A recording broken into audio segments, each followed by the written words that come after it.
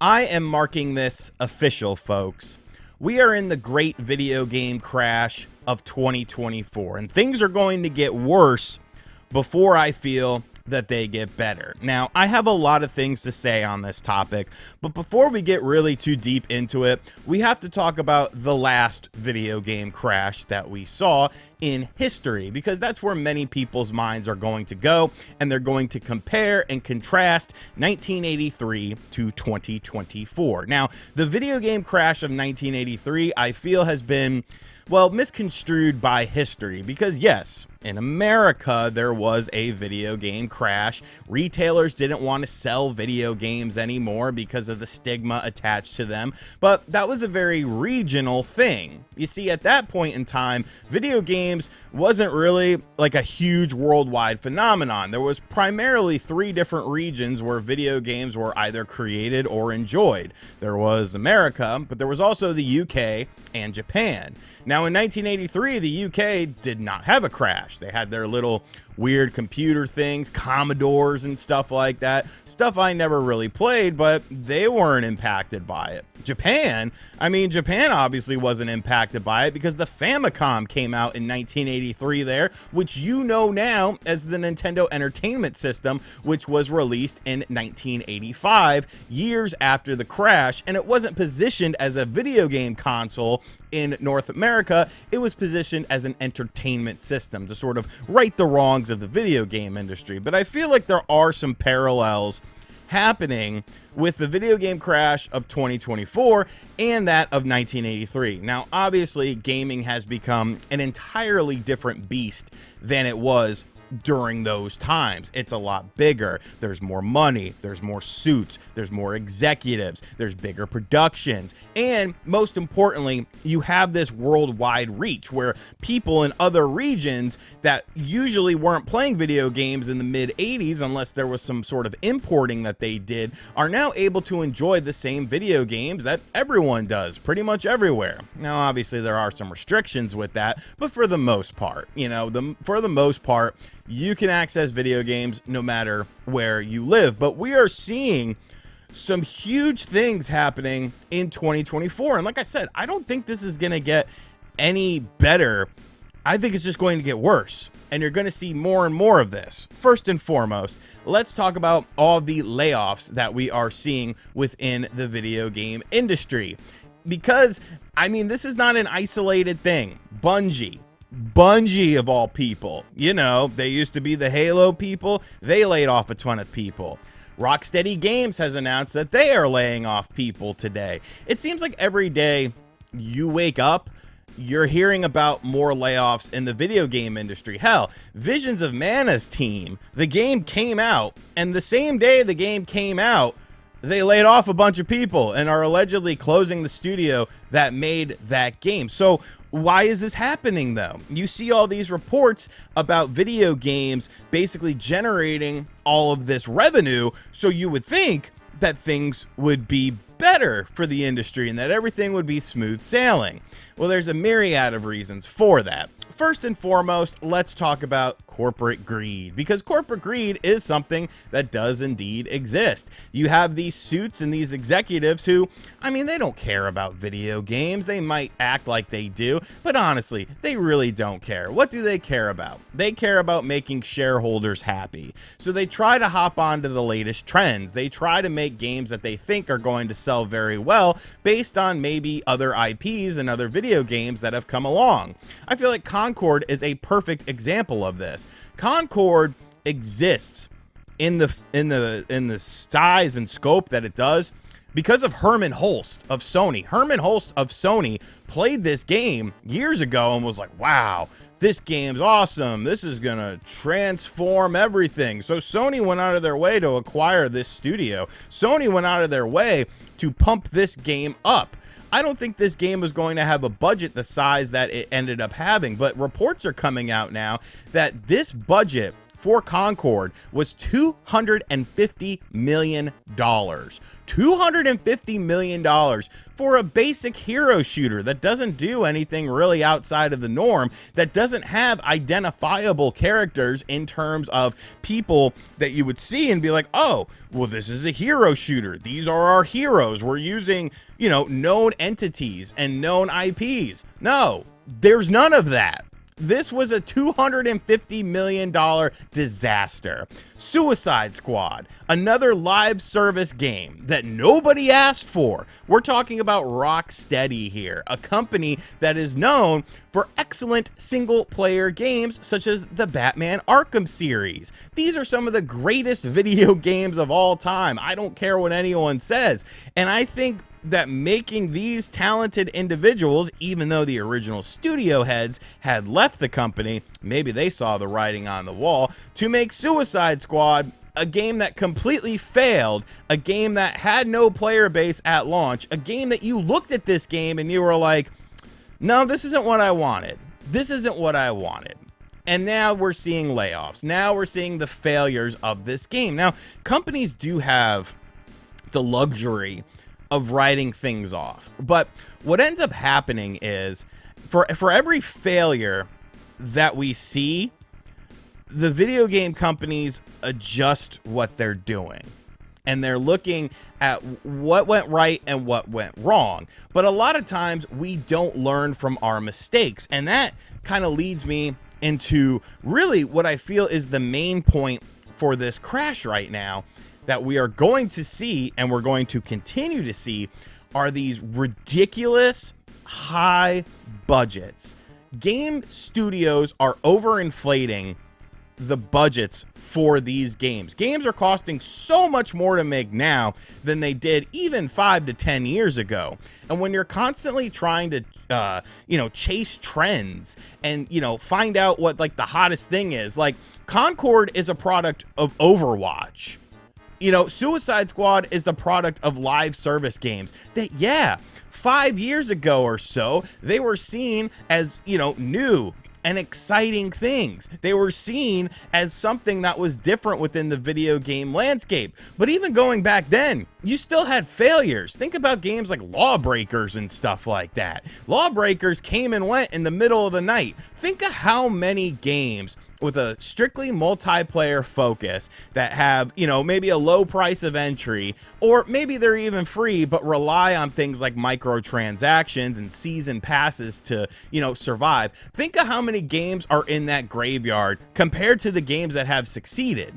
See, that's the thing. It's almost like a drug addict. You're constantly trying to, get that new high. You're trying to reach that new plateau. You're trying to emulate what you're seeing other companies do instead of just focusing on what you want to do. You're seeing Xbox in a topsy-turvy. Are they a console manufacturer? Are they a video game publisher? Are they a video game developer? Are they a multi-platform studio? Am I supposed to play on Xbox? Am I supposed to play on my TV? Am I supposed to play my Xbox games on my PlayStation?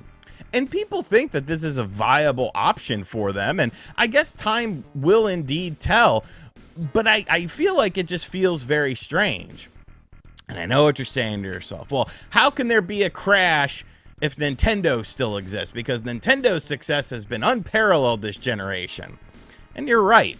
However, you do have to factor in a couple different things, such as right place, right time. The Nintendo Switch launched at an optimal time because there wasn't a myriad of handheld devices as we see now, with all these different companies making various handheld devices that will play your Steam games, and the Steam version of the game runs better than the Switch version of the game. Of course, the pandemic really helped out Nintendo because everyone and their mother bought a Nintendo Switch and Animal Crossing because people were stuck at home. But that also factors into the sort of crash mentality I have right now, is a lot of these studios, a lot of these suits, they saw the success of the video game industry during the pandemic, and for some reason it didn't click in their head that the reason that this success is happening is because people are stuck at home. They have nothing to do. You literally cannot leave your domicile. So of course you're going to look for some sort of entertainment. That's why retro gaming prices skyrocketed. That's why all these movie subscription services skyrocketed. But you have these dumbass executives who just think, oh, well, hey, this is going to last forever. Look at me, I wear a suit and tie. And it's like, what the hell is wrong with you? How did you get this job? And I know that this hurts a lot of developers. And I know that, these huge budgets cause things like layoffs, but while there are really good developers out there and they're really just doing what they're told to by the higher ups, I feel like this hostility towards consumers that we see a lot of these developers have, like it's not exactly making for like a positive sphere here. If somebody doesn't like your game, like that's okay. And yes, people will take it to extremes. People take my videos to extremes. There will be people in the comment section here probably saying terrible things about my beautiful mustache or me as a person or something like that. But I'm not going to entertain them and attack them over and over again, because all that's going to do is create yet another situation. All that's going to do is create more hostility. And yeah, it can be easier said than done to interact with every single troll.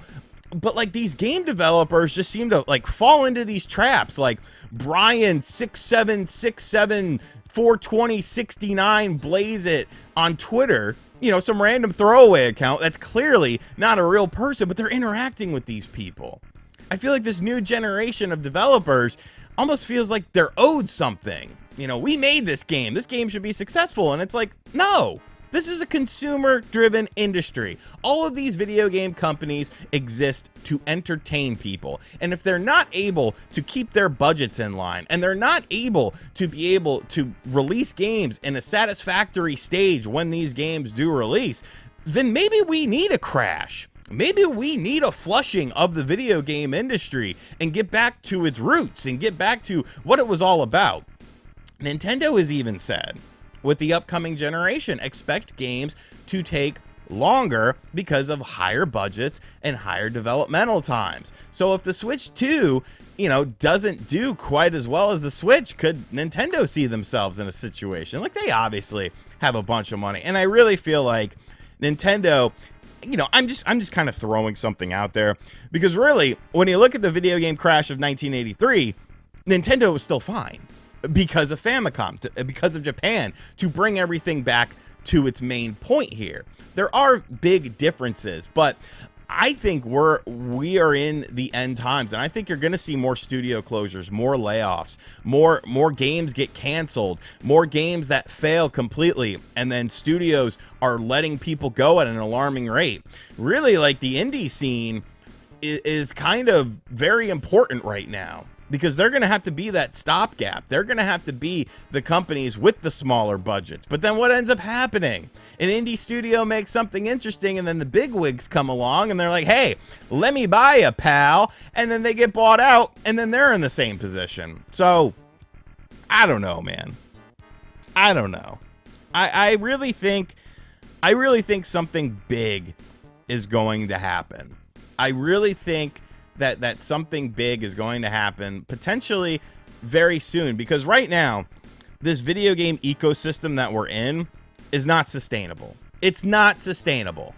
These high budgets, I've got to sell 10 to 15 million copies in order just to break even. It's not sustainable. It's not going to work. You're seeing the results of this mentality already in 2024, with studios closing, with massive layoffs, with studios shifting what they're doing, with games getting canceled, with studios shutting down the day the game releases. And I don't think that any company has Teflon armor to avoid this sort of thing. Things are going to get ugly, people. Things I really feel are going to get ugly, and we're already starting to see it. The proof is already there. It already exists. But people just want to turn a blind eye to it. And, it would be detrimental to me. I talk about video games. If I don't have video games to talk about, what am I going to do? I'll figure it out, man. I'll cover the crashes. I'll cover the madness that ensues after it. But I want to hear what you guys think about this. Am I being over dramatic? Is this a situation that does exist, or is it just more isolated things? I think at this point in time, you can't just say it's isolated things, especially when a game like Days Gone sells millions and millions of copies, but it wasn't enough. It was how many copies do you have to sell in order to be successful nowadays? I guess it depends on the game. I don't see Star Wars Outlaws hitting 15 million. You know they want to hit 10, 15 million just to break even. I don't see that happening. Anyways, guys, let me know what you think of this in the comments section down below.